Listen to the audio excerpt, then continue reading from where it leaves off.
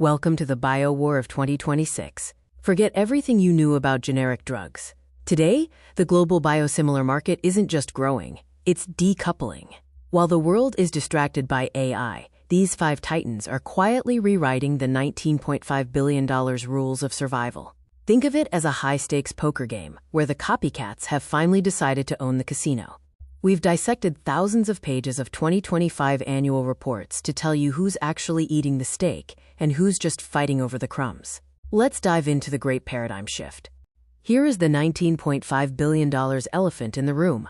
We are currently standing at the edge of a patent cliff so steep, it makes the Grand Canyon look like a sidewalk crack. Between now and 2030, over 15 major biologics are losing their protection. This isn't just a market expansion. It's a massive wealth transfer from big pharma to the agile invaders. This 6% CAGR isn't just a number. It's enough cash to buy a Tesla for every single person in New York City and still have change for coffee. The question isn't if the market will explode, but who has the detonator. Revenue is up, but margins are feeling the gravity. Welcome to the profit trap. It's the business equivalent of running a marathon while the ground is slowly turning into a treadmill. Price erosion from competitors like Pfizer is so aggressive that this business has officially moved from eating the meat to gnawing on the bone. When your R&D intensity hits 28%, you're not just a drug maker. You're a high-stakes tech startup that happens to wear lab coats. In this Red Sea of Humira clones, if you don't have a unique delivery tech, you're just a commodity with a fancy name. Let's meet our three favorite archetypes of survival. First, Celltrion, the vertical integration beast. They didn't just build a factory, they built the entire neighborhood. Then we have Alteogen, the asset-light intellectual. They don't make the drugs, they make the drugs better and collect the rent, a pure 78% licensing margin. Finally, Alvotech, the debt-fueled daredevil. They are growing at 19.7%, but they're doing it while walking a financial tightrope over a pit of high interest rates. It's a classic choice. Become the landlord, the architect, or the guy taking out a second mortgage to win the race. Celltrion is currently the apex predator of this ecosystem. Since their 2025 merger, they've achieved something rare: end-to-end dominance. With 250,000 liters of capacity, they don't need partners. They are the partner. Their secret weapon? Zymfentra. By launching it as a new drug in the US instead of a simple biosimilar, they've successfully dodged the price war, like Neo dodging bullets in the Matrix. They aren't just selling a cheaper version, they're selling a better experience at a premium price. That $3.7 billion target? It's not a dream, it's a scheduled delivery. Samsung Bioepis is the precision sniper of the group. While others are spraying and praying, Samsung is consistently first to launch. Their 8.7% revenue growth to $1.18 billion might look modest compared to others, but look at the quality. They are already leading the ophthalmology race with SB15, beating Celltrion by a massive 17-month head start.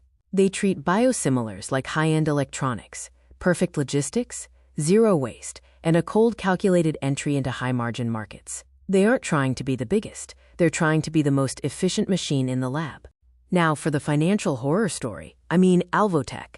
They reported their first profit in 2025, but it's a bit like claiming you're rich because you found a $20 bill in a jacket you haven't worn in years. With $1.3 billion in debt and an interest coverage ratio of 1.1x, they have exactly zero room for error. If their Reykjavik plant gets another failing grade from the FDA, that interest expense will swallow them whole. 53% of their revenue is from one-time milestones, which is great for a press release, but you can't pay the electric bill with accounting promises.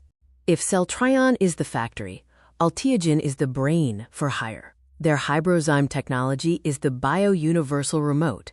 It converts painful IV drips into simple under-the-skin injections. Why fight a price war when you can charge Merck and AstraZeneca a premium to extend their own patents? With a 28% R&D intensity, they are essentially a royalty-collecting machine. They have the highest financial flexibility in this group because they don't have to worry about cleaning 25,000-liter vats. They just worry about protecting their IP. Aprogen is the underdog betting the farm on perfusion tech. While the rest of the world uses batch cooking, Aprogen is running a continuous buffet line in their factory. This tech allows them to produce 3,000 kilograms of antibody a year, enough to supply a small country from a single facility. However, they are currently bleeding cash due to high interest and massive investments. They are the gigafactory of biosimilars, but until they turn that massive capacity into actual market share, they're just owning an incredibly expensive, very empty kitchen.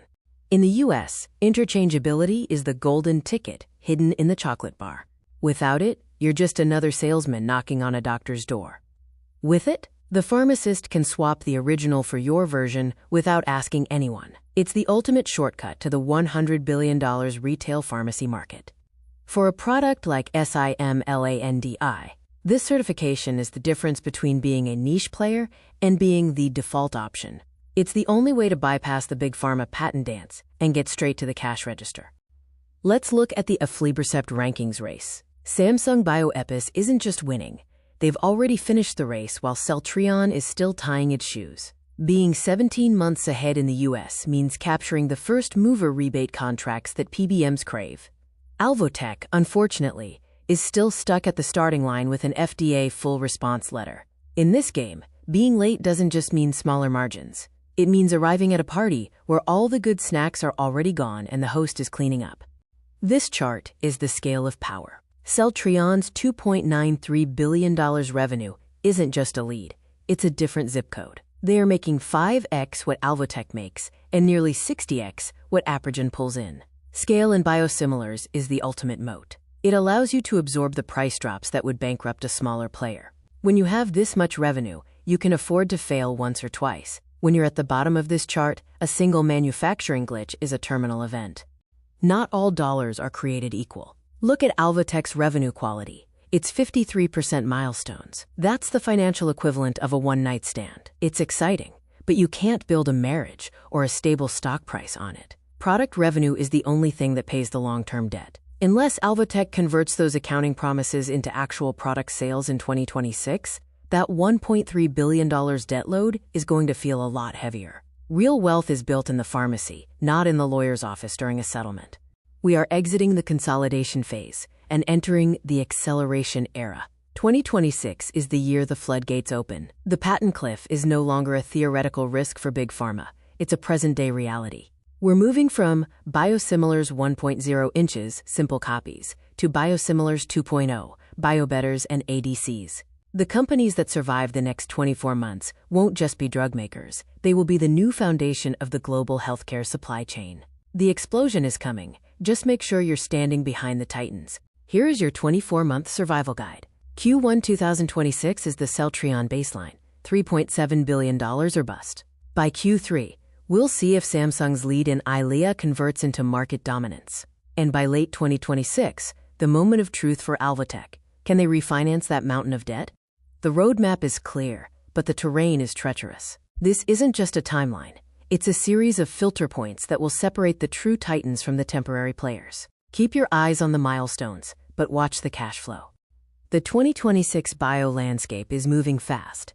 If you blink, you'll miss the next billion-dollar pivot. At HDIN Research, we don't just count the pills, we decode the power plays. If you want the full-page intelligence report that Big Pharma doesn't want you to read, drop us an email at sales@hdinresearch.com. Don't forget to comment below. Is Alvotech a genius turnaround or a debt bomb? Hit subscribe and join the @HDIN230 community for more industrial truth. See you in the next deep dive.